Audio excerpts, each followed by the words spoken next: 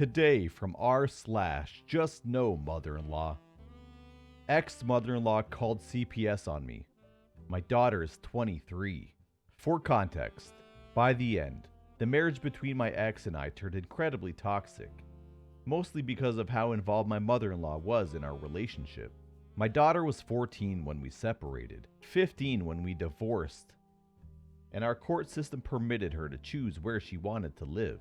She chose me full-time, and after some time refused to visit her mother or her grandmother. Looking back, I should have left earlier. Those last couple of years had horrible impact on my child, and she resorted to self-harm as a teen. Thankfully, I noticed it quickly that we could get help, and she has been self-harm free for over 6 years, but she always has hated her scars. This brings us to last year. She approached me to ask me for advice on tattoos, and if I would refer her to some artists that I know, and I did just that.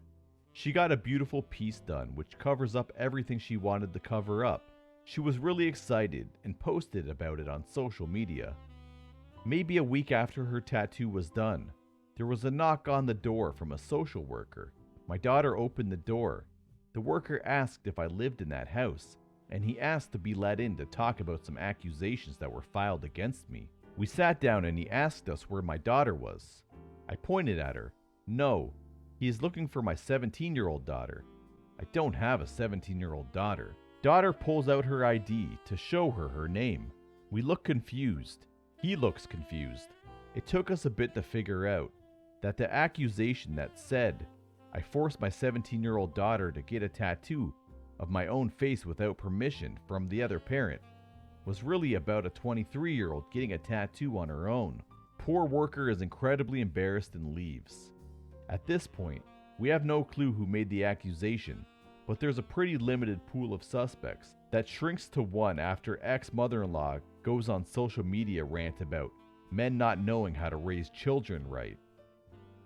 You are not an adult before you are 30, and of course, none of this would have happened if X were the one raising. Not much has happened since, mostly because we moved to the other side of the country this past month. Daughter changed her legal name, and everyone on that side of the family was blocked on every social media platform possible. Let's hope this was the last time we had to deal with their crap.